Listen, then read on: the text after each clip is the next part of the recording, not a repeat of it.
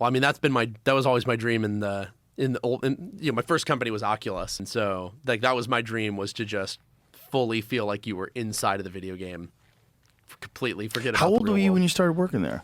So I started building virtual reality headset prototypes when I was 14 or 15. And then I built the first prototype of what I'd call the Oculus Rift at 16. And then I formally turned it into a company when I was 18, launched the product when I was 19, and then sold the company a few years later to Facebook for a few $1 billion. It was kind of a crazy arc for me. Wow. That was like, I was putting myself through school. Did you work with Carmack? Yeah. Carmack was...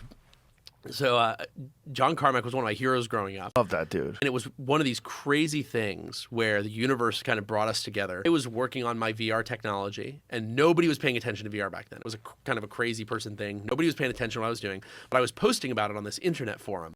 And then John Carmack started posting on that same forum asking for help modifying his own Sony head-mounted display that he had bought to reduce the latency. And so I gave him a bunch of input on why he couldn't do it, why it was a impossible project, and because I had been trying to do the same thing. And then he ended up seeing the work I was doing on the Oculus Rift, and he said, "Hey, Palmer, can I buy one of these from you?" I said, "Well, I'm not really selling these yet, but I'd be happy to lend it to you for free."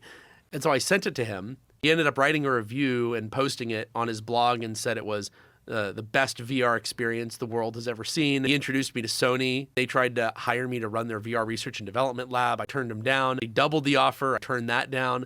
And then so John was kind of the guy who got me, like, really, he's kind of the first guy who got any public attention for me, where everyone was like, "Oh, John Carmack says this is important, then this must be important." And then, if you could believe it, 2 years later, after I started Oculus and started selling these, he actually left id Software and became the CTO of Oculus. So Yes. we got then I had the incredible opportunity to work with one of my childhood heroes as my CTO.